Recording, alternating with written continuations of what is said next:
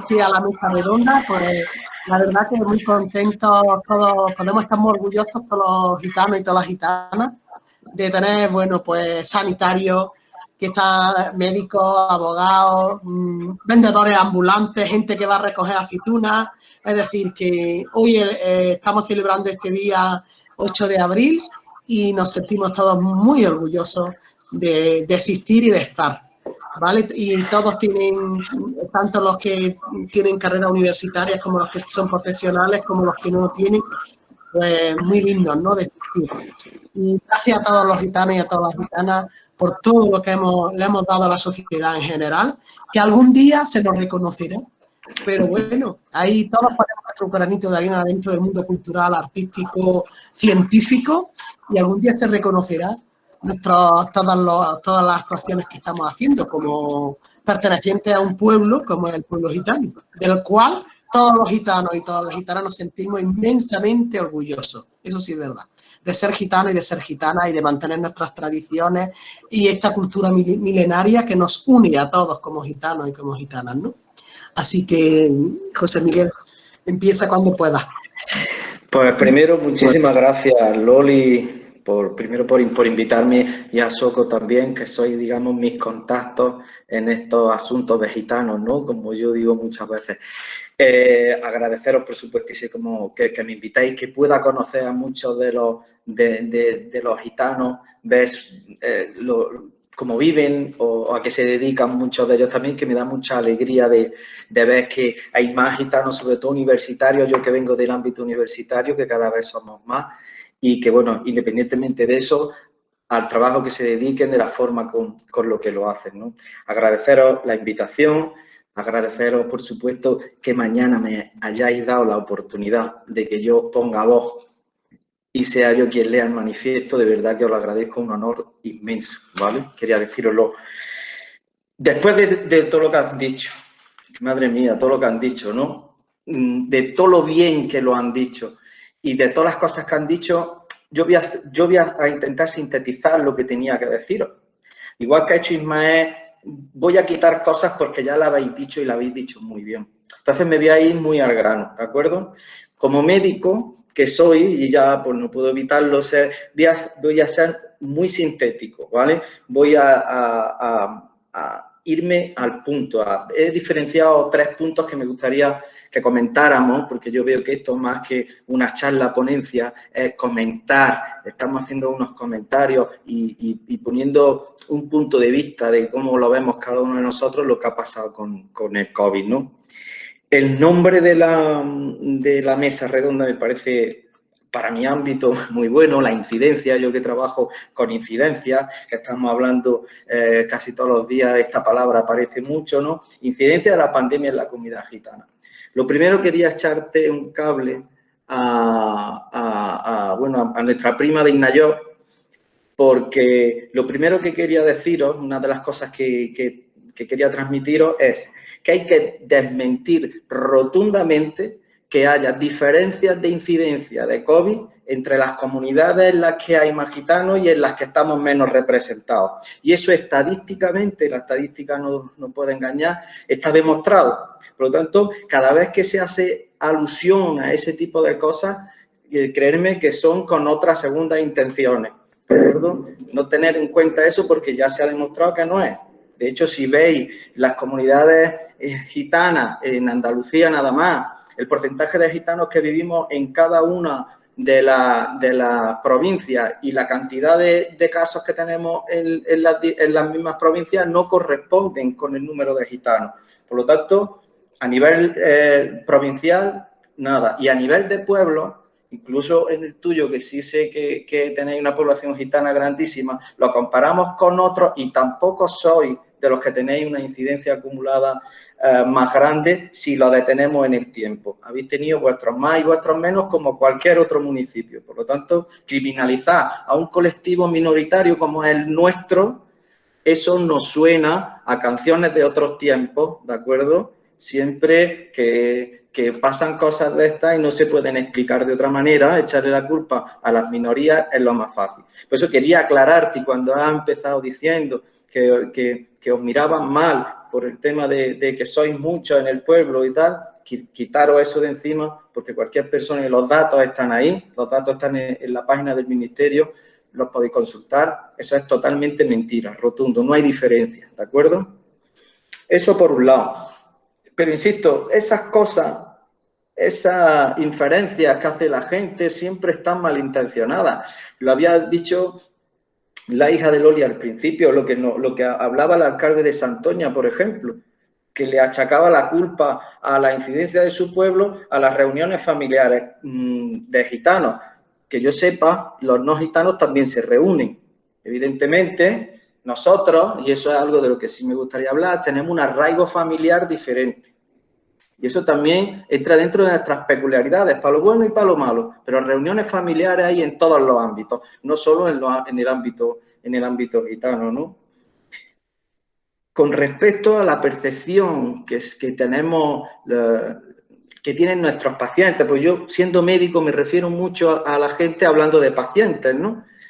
La percepción de enfermedad que están teniendo nuestros pacientes, y también hay distintos estudios en la página del Ministerio sobre cómo ha afectado el COVID a la población gitana en concreto, nos dice que la población gitana se tiene la percepción de que está más enferma que el resto de la población. Ahí hay muchas características sociales y económicas metidas.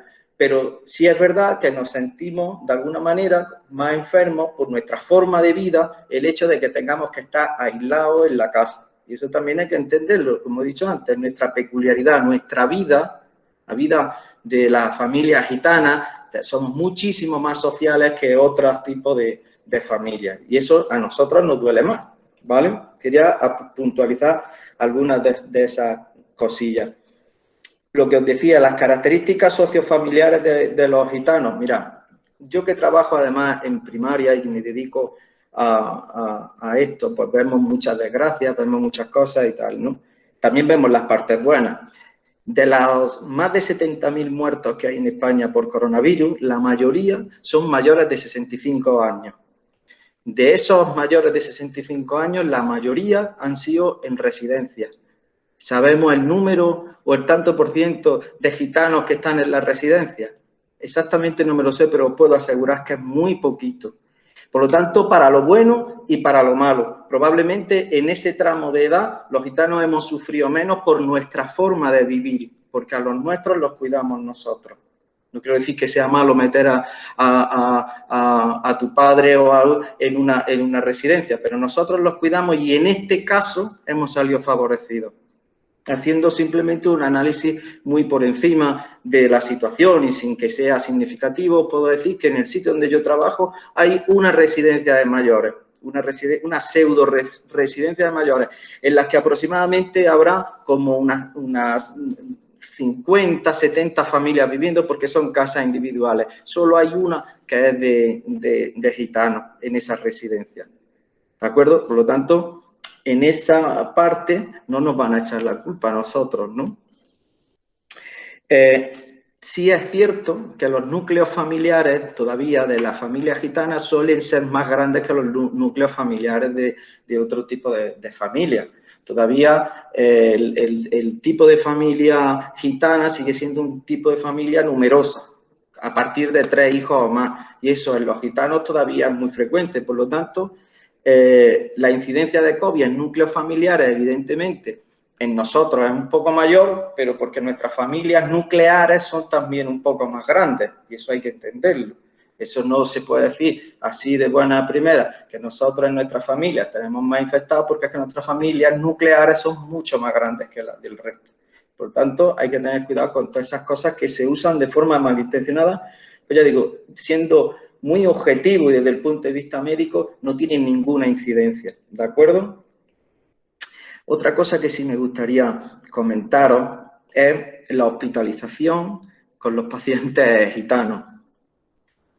Yo que desde que era residente, desde que empecé a hacer la especialidad hace unos cuantos años, ya cada vez que venía una familia gitana me la echaban para que yo la cuidara. Venía un paciente gitano y claro, como yo era el gitano de la urgencia donde trabajaba, era el único, cuídalo tú que tú lo entiendes. El problema está en eso, que muchas veces no entienden nuestra forma de vivir. Yo siempre les pongo el ejemplo a todos para que os hagáis una idea, y es el siguiente. Si yo en mi familia tengo 4 hermanos y uno se pone malo, los otros 3 vamos a verlo. ¿A qué hermano le digo yo de mi familia que no venga a verme? ¿O qué hermano, siendo hermano y queriéndome, no va a ir a verme? Pues multiplícalo por familias de 7, 8 o 10 hermanos. Es que es imposible. Y esta situación de la hospitalización sin familiares a nosotros nos está resultando muy dura. Y tenemos algunos casos en las consultas de síndromes depresivos y ansiosos por culpa de esta situación, por no poder ir a ver a los familiares, por no poder reunirnos, porque tenemos ese arraigo familiar, como he dicho antes, más fuerte, ¿no? Todos lo estamos sufriendo, pero esas son nuestras características, para lo bueno y para lo malo, como he dicho antes, ¿no? Con respecto a los problemas, era el tercer punto, problemas socioeconómicos, porque el médico también tiene que ser un poco sensible a cómo viven sus pacientes. Todos los pacientes no son lo mismo, ni siquiera en la enfermedad como individuos, sino también por cómo viven, porque eso va a determinar cómo van a enfermarse y cómo van a curarse. Todavía la población gitana vive en casas que tienen mucha menos calidad que el resto de las poblaciones. Solo tenemos que ver que todavía la mayoría de los gitanos vivimos agrupados en núcleos, en los barrios. La mayoría de los gitanos seguimos viviendo en barrios como una aglomeración de familias gitanas en distintos sitios, en las grandes ciudades. En la mía, que yo soy de Granada, Almanjaya, algún núcleo en el Zaidín, en pueblos como el tuyo, por ejemplo, Santa Fe, Atarfe, y todos viven prácticamente pegados unos con otros. La calidad de esas viviendas, si las comparas con las de sus propios vecinos, son peores. Eso incide también en la enfermedad. No solo en el coronavirus, pero en estas enfermedades tan explosivas y tan, digamos, de rápida contagiosidad, se ve también mucho más. O sea, por lo tanto, somos más vulnerables por ese motivo. Y es que todavía vivimos muchos gitanos en España, si no por debajo, muy cerca del umbral de la pobreza. Somos muy pocos los gitanos, si lo comparamos en tantos por ciento, que vivimos, digamos, dignamente. Si hablando de dignamente, estamos hablando de un nivel económico medio. Todavía no llegamos. Como tú dices, y has dicho una palabra que a mí me parece muy significativa. Los que van rebuscando. La gente que va rebuscando después de que los temporeros hayan ido a recoger las papas, recoger tal, luego hay gente que va detrás a recoger lo que se han podido dejar atrás. Parece que es de otro siglo, pero está ocurriendo ahora en Innayoc, por ejemplo, por hacer referencia a lo que ella nos ha dicho. Tenemos que hacernos mirar eso, nosotros como gitanos, pero realmente nuestra sociedad entera. El número de universitarios, y me meto un poco en el tema universitario, que es más el mío, el número de universitarios gitanos todavía es ridículo si lo comparamos con la población que tenemos. Para que os hagáis también una idea de hasta qué punto llega esto, yo que soy moreno de piel, si me veis por la cámara, cuando se han acercado a mi consulta en alguna ocasión, me confunden más con un magrebí o un suramericano que con un gitano. Por supuestísimo que no me ofende que me confundan con ninguna de esas personas, pero es la percepción que tiene la gente de que el médico moreno que tiene delante puede ser más un suramericano o un magrebí y no le dan el pensamiento a que sea un gitano. Fijaros lo lejos que estamos todavía de esa situación, ¿no? Y eso marca un poco el ejemplo de lo que va pasando. Deciros, reducir ese tipo de desigualdades, lo que habíais dicho. Con respecto a la educación, los niños gitanos, todavía el asentismo escolar en los niños gitanos, y ahí sí nos tenemos que echar también parte de culpa a nosotros, porque somos nosotros los que tenemos que llevar a los niños a la escuela. Todavía el número de asentismo es muy grande, ¿de acuerdo? Eso no tiene la culpa de enfrente, la tenemos nosotros mismos. Y eso nos va a poner en una situación de una desigualdad discriminatoria grandísima. Núcleos de población que yo conozco, Almanjaya, lo que está pasando con Almanjaya, con los apagones de luz, porque allí hay gente que se dedica a cosas que no debería, todo un barrio entero, lleno de gitanos buenos y gitanos malos, de personas buenas y personas malas tienen que pagar porque es un barrio de gitanos. Cañada Real, etcétera, etcétera. Discriminación todavía por eso, ¿de acuerdo? Y eso, todo eso afecta también a la salud, que es a lo que yo me dedico. En esos barrios, como yo os digo, hay una cantidad de personas, de conglomerados de incidencia de enfermedad por todo ese tipo de razones, pues porque no tienen las mismas condiciones y eso es real y se puede medir perfectamente. No todo, evidentemente, va a ser así. Estamos gitanos, pues médicos como en mi caso, estamos gitanos enfermeros, limpiadores de los hospitales, los trabajadores de los supermercados, que los gitanos también estamos ayudando a que todo esto cambie. Que cuando hablamos de personal esencial, también estamos gitanos ahí dentro. Y cuando nos echan la culpa de una cosa, también se tienen que acordar que estamos en la otra, ¿no? Por lo tanto, eso habla de nuestro tipo de integración, saliendo un poco del tema médico. Yo creo que Ismael, cuando había hecho alusión a ese virus, ha llamado virus también a esa idea antigitanista o tal, yo creo que hay que ser, él por su condición de parlamentario seguramente que es más contenido en esto, pero hay que ser muy clarísimo. Hay un antes y un después del Holocausto, por ejemplo, que a mí también me gusta mucho la historia y sé parte de esa historia por gusto y por afición. Tenés muy claro el antes y el después, lo que supone el 8 de abril del 71, el reconocimiento de la ONU del pueblo gitano como pueblo.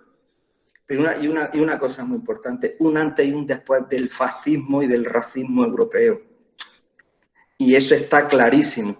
Y no vale disimularlo no vale disimularlo de ninguna forma. Ahora vienen otra vez esos aires que tenemos, que nos huelen mal, porque otra vez vienen aires de xenofobia, de racismo, y os aseguro que la historia se repite una y otra vez. Y lo mismo que ha habido racismo y xenofobia en otras épocas, si esto se va alarmando, como decía él, que esto no ocurre de un día para otro, probablemente, y espero que no sea así, porque sería también hablar un poco de forma alarmista, pero que no lleguemos a tener esos extremos. Y todos sabemos del tipo de pensamiento del que estamos hablando. Todos lo sabemos. ¿Por qué tenemos que disimularlo? El pensamiento con el que no nos podemos sentir nunca identificados, porque es un agravio para nuestra historia y para nosotros, porque siempre nos van a estar rechazando, es el pensamiento fascista y racista. Y también tenemos que alzar la voz y poner de manifiesto que eso hay que pararlo y cuanto antes, mejor. Vengo a enlazar con la primera parte que yo te decía a ti, que me has venido muy bien cuando lo has dicho. No hay incidencia diferente entre poblaciones donde hay muchos gitanos o donde hay pocos gitanos. Somos iguales, estamos integrados, no hay excusa, ¿de acuerdo?